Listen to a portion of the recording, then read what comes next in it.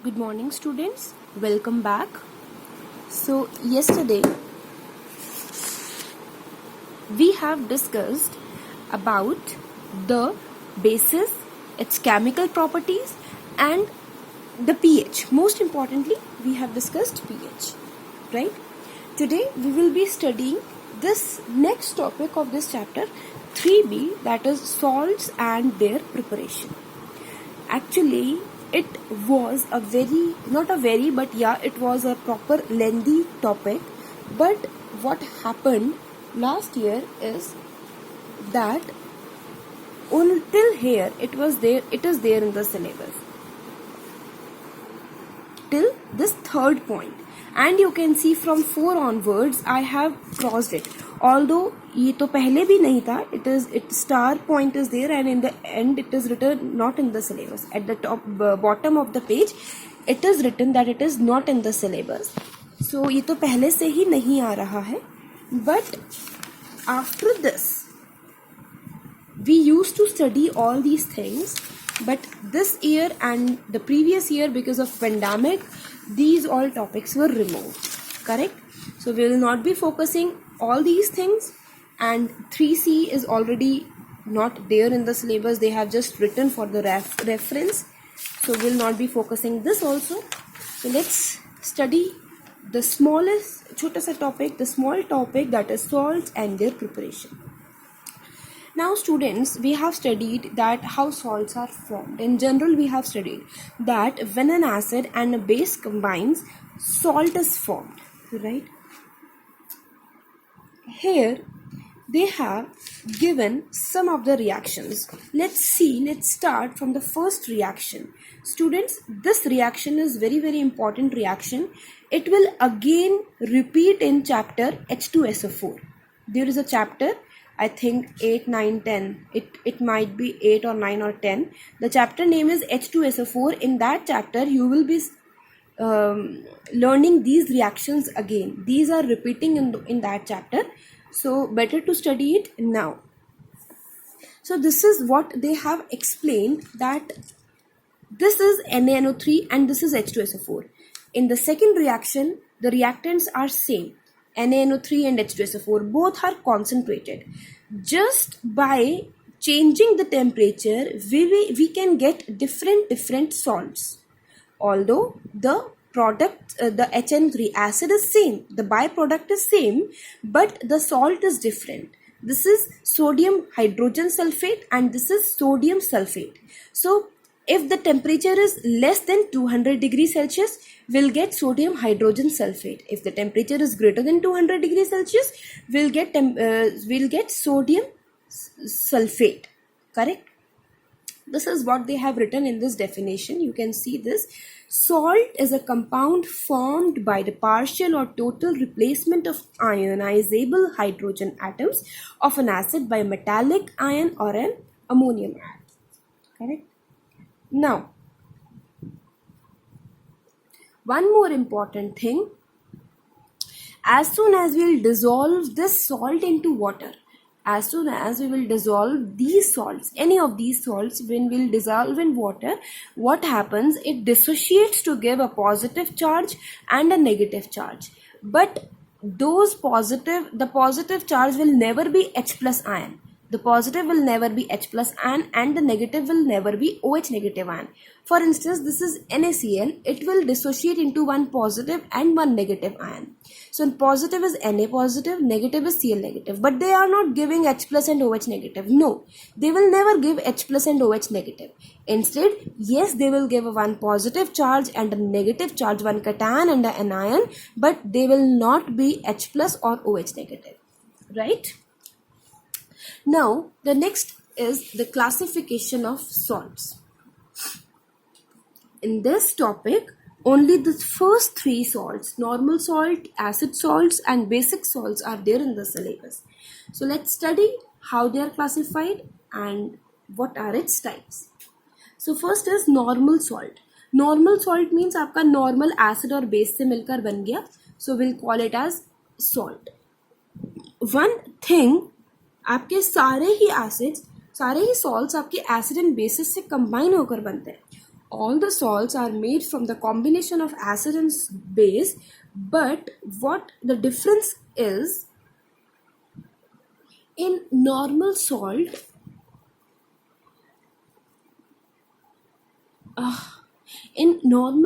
what happens, all the H plus ions and all the OH negative ions are replaced.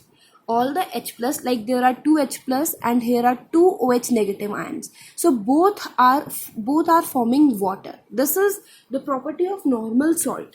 If I'm talking about acidic salt, then you can see that here two H plus ions are there, two hydrogen ions are there, and one OH negative ion is there. So when they both will react, what will happen? One H from here will take away this OH negative. One H will take away this OH negative. So what one H will left here. One H will be left here. With the result, the salt formed will be NaHSO4. Again, I repeat what is happening here. There are two H ions and here is only one OH negative ion. So what will happen? This one OH negative ion will take away only one H plus ion. With the result, one H ion is still there in the acid. So the salt formed will be NaHSO4, and so it will be acidic salt. In basic salt, the reverse will happen. How? See, the reverse will happen. Here is only one H ion and here I am getting two OH negative ions. So one H plus ion will take away one OH negative ion. One H plus ion will take away one OH negative ion. But still here one OH negative is still left. So the salt formed will be PbOHCl. PbOHCl. How come? Because one OH and one H is removed. Water is removed. But this one OH is still there. So it will form PbOHCl. With the result, it will be basic salt. So in normal salt, the amount of H ion and OH negative ion are equal. In acidic salt, the amount of H plus ion is more as compared to OH negative ion, and in basic salts it is just opposite. The amount of OH ions are more as compared to H plus ion.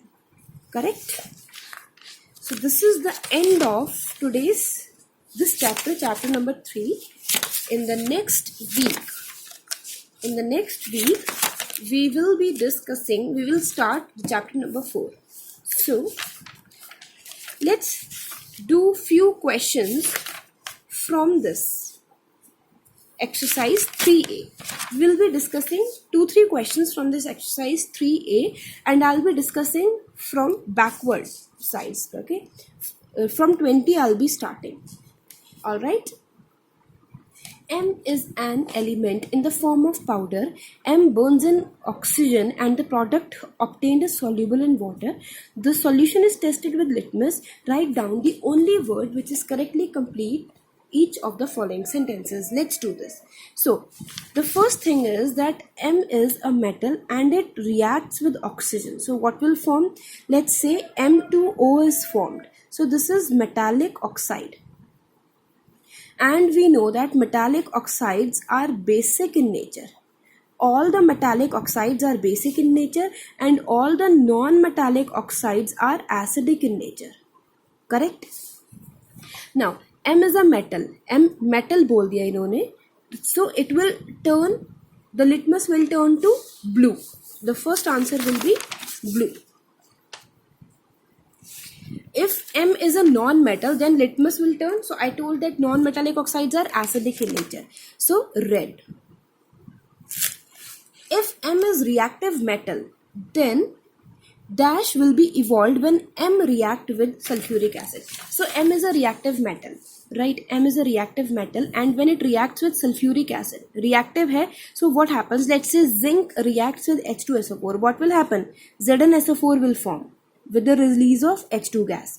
This is what happens now. So क्या निकलेगा आपका? Similarly, if M is a reactive metal, more reactive than hydrogen, so MSO4 will be formed. M2SO4 or MSO4 will form with the release of H2 gas. So here H2 gas will be evolved. Next, if M is metal, it will form dash oxide, which will form dash solution with water. So M metal है, again the first point repeats, M is a metal, so it will form basic oxide.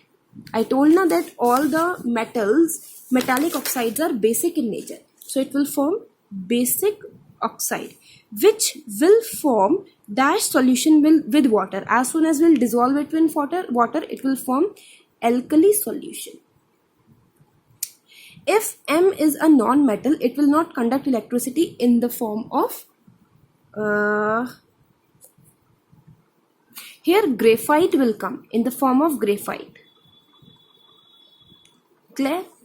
Okay, moving to question number 19. Solution P has pH 13, Q has pH 6 and R has pH 2. Which solution will liberate ammonia from ammonium sulfate on heating? See, ammonia from ammonia sulfate. We have studied that ammonia, can you see this? Yes. This is ammonia sulfate. From ammonium sulfate, ammonia is released. किसकी presence में? In the presence of alkali, and that too should be strong alkali. Right? Only alkali can evolve ammonia gas from ammonium sulfate. So one thing is sure, that we need a alkali which is capable of removing ammonia gas from ammonium sulfate. So this is the solution which is capable of removing ammonia from ammonium sulfate. We will write it as solution P. Is a strong acid. So out of 6 and 2, it is so sure that R is a strong acid, because 6 is a weak acid, contains molecule as well as ion. So weak acids contain molecules as well as ion. So Q is the answer for option C. Correct, students? Moving to question number 18. A solution has pH of 7. Explain how would increase its pH and decrease its pH. Okay, so if we really want to increase the pH, we will start adding base in nature. And if we want base or alkali, and if we really want to decrease its pH, we will start adding acid in it. Correct? If a solution changes the color of litmus from red to blue, what can you say about its pH? So red से blue बन रहा है. That means its pH must be between 8 to 14. Correct?